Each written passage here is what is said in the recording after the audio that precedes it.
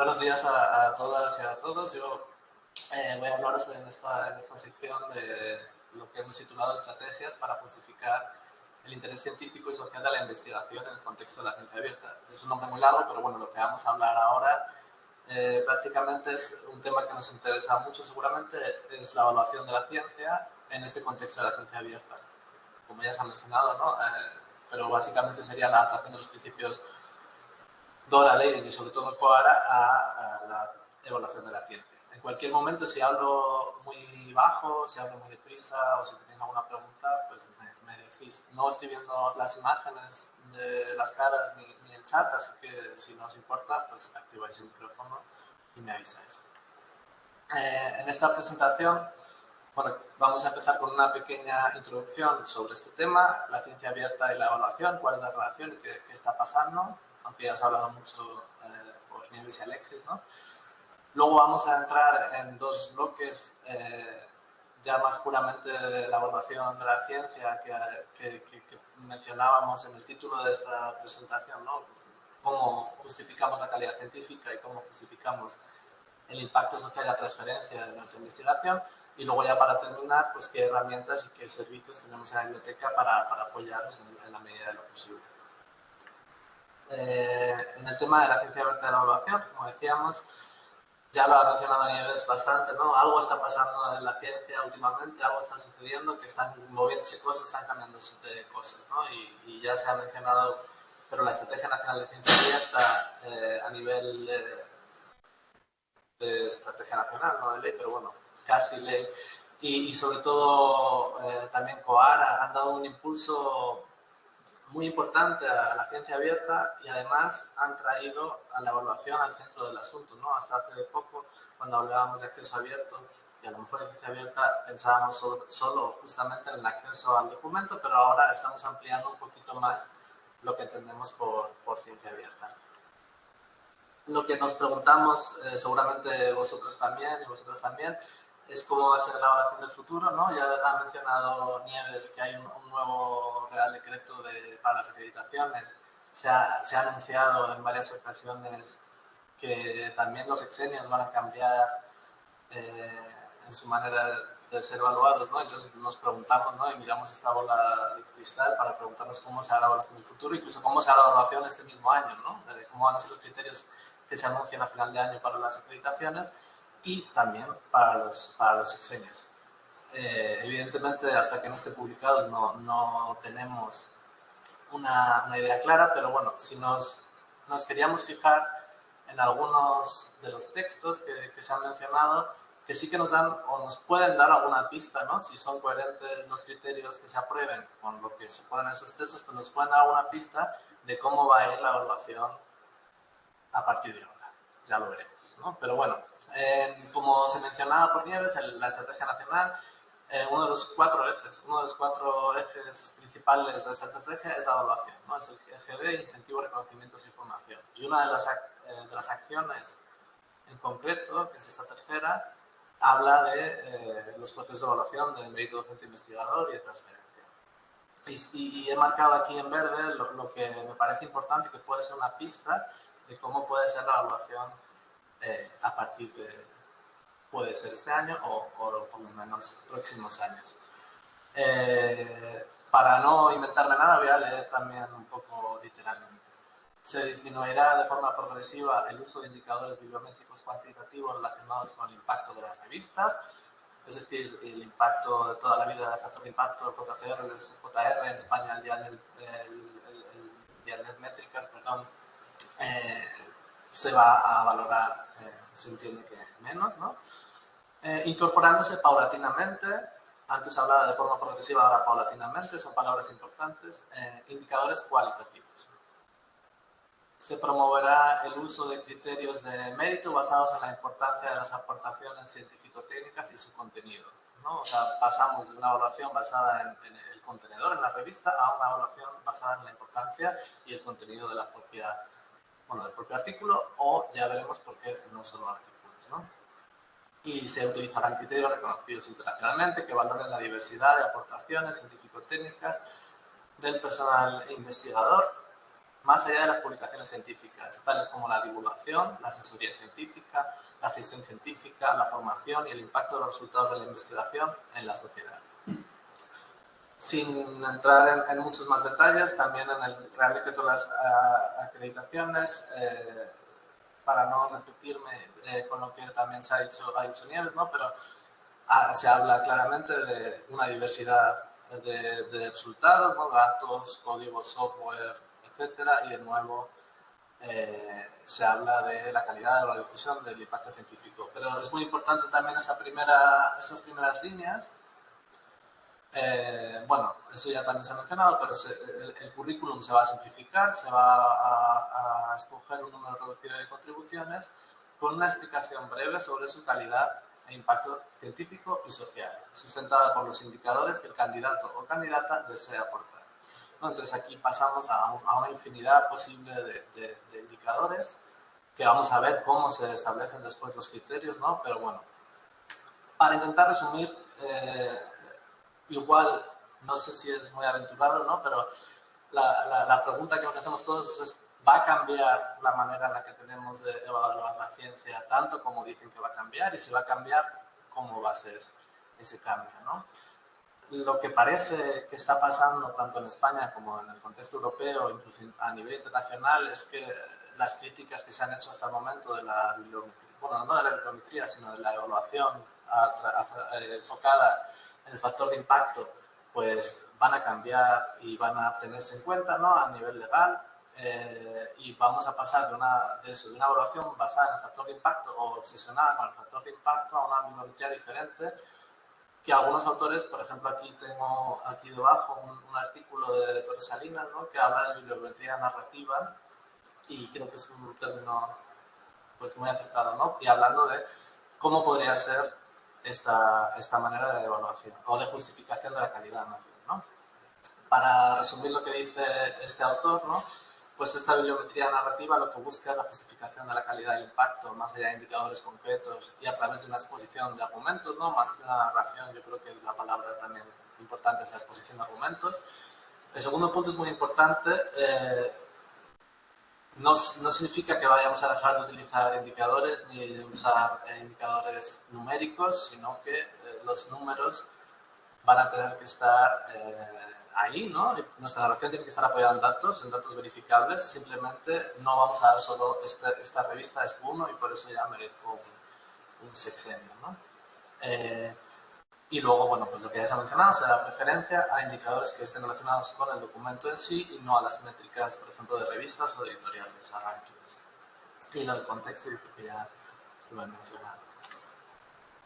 También en este sentido quiero mencionar que en la biblioteca hemos hecho una biblioguía que hemos titulado Evaluación de la Investigación según la ley de Coara, donde vamos a ver muchas de las cosas que vemos en esta presentación, de cómo justificar la calidad de nuestra investigación a partir de estos puntos, ¿no? Y con ejemplos concretos sobre determinados aspectos, ¿no? Como digo, esto lo vamos a ver rápidamente en esta presentación, pero en la guía hay más ejemplos. Caso por caso tenemos diferentes elementos, así que bueno, os invito a que la veáis, luego también pasaremos el enlace por el chat. En el primero de los grandes bloques que vamos a ver hoy de cómo podría ser una justificación de la calidad científica en un nuevo contexto de ciencia abierta, vamos a hablar de tres elementos, ¿no? La primera parte de la que queremos hablar, cómo se justifica la calidad de nuestra investigación, es pues cómo hemos hecho la investigación, ¿no? Cuál es nuestra práctica investigadora. Vamos a ver que en todas las secciones que vamos a ver empezamos con una pregunta que es la que ha de ser la que guíe nuestro pensamiento, ¿no? Nuestra narración. Luego vamos a ver unos puntos que proponemos como ejemplos como ejemplos, y luego ya un ejemplo de cómo podría ser una redacción de esa justificación. Y hablo de ejemplos porque al final vamos a ver muchos elementos. Como decíamos antes, se pasa de una evaluación basada en un solo elemento, el factor de impacto, a una evaluación basada en los indicadores que uno quiera prácticamente. En principio, ya habrá que ver. que al final cada investigador y cada investigadora ha de escoger lo que piense que es más valioso para justificar su investigación. No se trata de poner todos los elementos, sino que cada uno identifique lo que es interesante. Entonces, algunos temas que pueden ser interesantes para justificar nuestra práctica investigadora puede ser pues, temas de integridad científica, ¿no? Si hemos firmado o si hemos pasado el comité de ética de tal universidad o tal instituto. Si nuestra investigación está vinculada a proyectos, a estancias, a tesis, si hemos ganado un premio. También la coautoría, que tradicionalmente se ha visto a lo mejor vista como algo negativo, pues también es un símbolo de interdisciplinaridad, de internacionalidad, si se diera el caso, etcétera, y de colaboración en general, ¿no? Y luego en temas de prácticas de ciencia abierta, que también están explícitamente mencionadas, yo creo que en todas las leyes que mencionan la evaluación hablan de prácticas de ciencia abierta, ¿no? Pues la publicación en acceso abierto, la gestión de los datos, en abierto o no en abierto, pero siguiendo los principios FAIR y luego también incluso prácticas más novedosas como la evaluación por pares en abierto, ¿no? Si se diera el caso. El ejemplo que hemos puesto aquí, para que nos hagamos una idea, sería, pues el artículo fue elaborado en el marco del proyecto TAL, cofinanciado por la Comisión Europea en el marco del programa Horizonte Europa. En esta investigación se han seguido las indicaciones del Comité de Ética tal y tal, y el artículo se ha publicado en la revista tal cual, y tanto los datos como el código están disponibles en el repositorio de espacio UNED. Bueno, por ejemplo, ¿no? El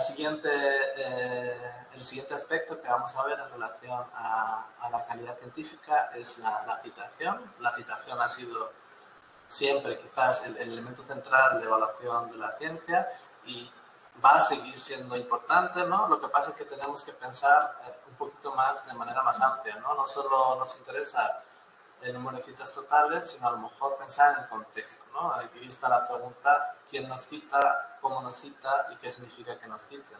Y de nuevo, usamos indicadores que estén basados en nuestros documentos, nuestra investigación y no en editoriales, en revistas, etc. Entonces, en la medida de lo posible, la cita estaría idealmente contextualizada, es decir, quién cita, cómo se cita y dónde y por qué. Se puede también utilizar comparativas, existen indicadores que comparan nuestro documento con documentos similares, ¿no? Por ejemplo, si es un artículo, pues se puede comparar con artículos de la misma revista, también se puede comparar con artículos que estén en el mismo campo del mismo año, con indicadores como este que está aquí, ¿no? El Field Weighted Citation Impact, o también, por ejemplo, percentiles globales de citación en diferentes áreas, como los que da el ESI. Todo esto no voy a entrar mucho en detalle porque lo podéis ver en la guía, si os interesa, ¿no? Y de nuevo, esto depende de si en el caso que estemos hablando de un artículo, pues nos interese justificar con este indicador y no con otro. El ejemplo que tenemos, para verlo más en concreto, sería el siguiente. El artículo ha recibido 10 citas en la Web of Science y tal, en Scopus, en Dialnet, en Google Académico. Entre las citas recibidas destacan la referencia de la profesora Goldin, referente del campo de la economía y galardonada con el Premio Nobel de Economía, ¿no? El artículo ha obtenido un Field Weighted Citation Impact de 1,23, lo que indica que ha obtenido un 23% más de citas que el promedio mundial de la disciplina. Y por último, dentro del campo de la calidad académica, queremos mencionar también el tema de la visibilidad académica. Existe la posibilidad de que seamos unos investigadores muy leídos, pero no muy citados, ¿no? O sea, tenemos también que pensar en ese uso y en esa lectura, aunque no se traduzca en citas, que puede ser interesante justificar, ¿no? Esto con las tecnologías de la información, pues tanto repositorios como en muchos casos editoriales como redes sociales académicas nos van a dar métricas de uso y descargas, pero también puede ser, por ejemplo, sobre todo en libros, ¿no? Las reseñas y traducciones que se hayan hecho de nuestra investigación. También la mera presencia en bases de datos o en bibliotecas de prestigio también, ¿no? Puede ser un indicador del interés que existe por nuestra investigación. El ejemplo que tenemos aquí sería que el capítulo ha obtenido 300 visualizados y 25 descargas del repositorio de ciencia de datos, bueno, EspacioNet, que no sería el caso. Además, el libro está indicado en las bases de datos especializadas como ERIC o Scikit-Info y se encuentra en numerosas bibliotecas universitarias como las del Trinity College y las de Florencia. Y, por supuesto, con sus fuentes correspondientes. En el segundo bloque que vamos a hablar hoy, sobre la evaluación, vamos a hablar del impacto social y transferencia, ¿no? Que ya ha sido mencionado en algunos de los textos que hemos visto, con Nieves y también el texto que he leído al principio de la ENCA, y que a lo mejor no estamos tan acostumbrados a utilizarlo, por ejemplo, en un sexenio, ¿no? de investigación, ¿no? Lo separamos siempre de la transferencia, pero parece ser que por lo que están diciendo, ¿no? También va a tenerse en cuenta para justificar la calidad de nuestra investigación. Cuando hablamos de transferencia, la pregunta que nos tenemos que hacer es cómo impacta nuestra investigación en el conjunto de la sociedad, ¿no? O sea, vamos a pensar, esto ya es un tema muy amplio, ¿no? Pero hay que pensar en todas las actividades de divulgación que se hayan podido hacer relacionadas con nuestra investigación. En el mejor de los casos, si nos han citado, por ejemplo, aquí lo hemos llamado documentos de políticas públicas, es una palabra traducida, o un intento de traducción del inglés de policy documents, que es esta palabra tan en boga últimamente, ¿no? Es cualquier informe oficial, estrategia nacional, europea, internacional. Pues estos son los policy documents, los documentos en políticas públicas. Evidentemente, si nos han citado en patentes, también es una gran muestra del impacto de la transferencia de esa investigación y cualquier otra actividad, ¿no? De nuevo, aquí el campo es muy amplio y cada investigador, cada investigadora, pues sabe mejor cómo puede impactar la investigación, ¿no? Aquí tenemos dos ejemplos, ¿no? Vinculados a este trabajo, se organizó la exposición tal y tal en el Instituto Cervantes con más de 500 visitantes. Y a raíz de esto, el solicitante fue entrevistado por el periódico El País. O, como decíamos, en el mejor de los casos, si hemos tenido un impacto en políticas públicas, pues esta investigación informa de diferentes acciones para reducir el vertido de plásticos en los océanos y ha sido citada en el Blue Economy Report del 22, publicado por la Unión Europea. Ya a lo mejor ampliando un poco nuestro enfoque, ¿no? Pensando ya no solo como qué actividades hemos hecho directamente nosotros, pero más pensando en si nuestra investigación está alineada con líneas estratégicas que pretendan una mejora de la sociedad en su conjunto, es decir, contribuye nuestra investigación a la mejoría de la sociedad. Aquí podemos pensar en planes estatales, planes estratégicos europeos, por supuesto la Declaración de los Derechos Humanos, los Objetivos de Desarrollo Sostenible, o sea, estos documentos estratégicos que nos indican o indican dónde les gustaría que fuera la sociedad y si contribuimos con nuestra investigación en este sentido, ¿no? Y luego también temas transversales de mucha importancia. Los que hayáis presentado, por ejemplo, un proyecto europeo, lo habéis visto que es muy importante estos temas, ¿no? Que tengáis en cuenta una perspectiva de género, la atención a la diversidad, la inclusión, la sostenibilidad y el respeto a los derechos fundamentales. Un ejemplo de cómo podría verse esto en el papel, pues sería este, ¿no? Esta investigación se enmarca en la prioridad temática número 7 de PEICTI, que tiene como objetivo tal y tal y tal. Además, en línea con el objetivo de desarrollo sostenible 5 por la igualdad de género, el trabajo aborda la posible brecha de género en el tema tal y cual. Y luego, bueno, por último, hemos dicho que han sido muchos elementos y son muchos elementos y, de nuevo, hay que elegir los que nos interesen y pensar por qué nos interesan, pero también puede ser relevante mencionar la atención mediática que hemos recibido, ¿no? En algún momento yo he llegado a escuchar que vamos a pasar del factor de impacto a los comentarios en Instagram, en Twitter, lo que sea. No necesariamente, pero sí puede ser un elemento que sí nos interesa por lo que estamos, lo que estamos defendiendo. Nos interesa utilizar esos indicadores, pues puede ser útil, ¿no? También, además de redes sociales, por supuesto, están los medios tradicionales que tienen también un alcance muy importante. Y las citas a Wikipedia también, que suponen una prueba, digamos, de que participamos de la generación del conocimiento. De nuevo, igual con las citas, creo que es muy importante el contexto, ¿no? Siempre hablar de cómo, quién y dónde. Y no intentar no dar un dato aislado de tengo 7 likes, pues muy bien, ¿no? Un ejemplo sería las conclusiones de este trabajo han sido difundidas en medios de comunicación como la cadena SER. Además, el trabajo ha influido en el debate público, mantenido en redes sociales como Twitter X, con 300 perfiles participando en la discusión. Según un análisis demográfico de Altmetric, un 13% de los perfiles corresponde a científicos y un 12% a divulgadores científicos. Vale.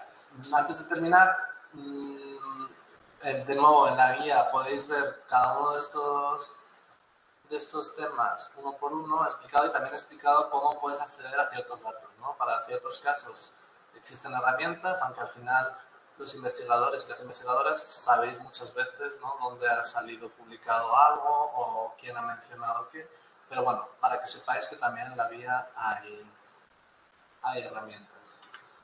Y bueno, ya por último, de verdad, queríamos mencionar cómo podemos ayudaros desde la biblioteca. Ya he mencionado la guía muchas veces, así que bueno, ahora os la paso por el chat si no lo han pasado mis compañeros. También hay una videoclase enlazada a la misma videoguía que hizo Alexis, que está muy bien y os la recomiendo, sobre el mismo tema. Y luego ya a nivel más general, pues bueno, tenéis nuestros correos, ahí tenéis referencia para la Biblioteca Central de la UNED y referencia a BCN para la Biblioteca del Campus Norte. Y luego nuestro blog también quería mencionarlo, Investiga UNED, donde vamos a ir también publicando novedades en relación a qué pasa con la evaluación, ¿no?, qué pasa con los exámenes, qué pasa con las acreditaciones, así que para mantenerse al día creo que es una buena recomendación. Y nada, muchas gracias. Si tenéis cualquier pregunta, espero no haber sido demasiado rápido ni demasiado lioso.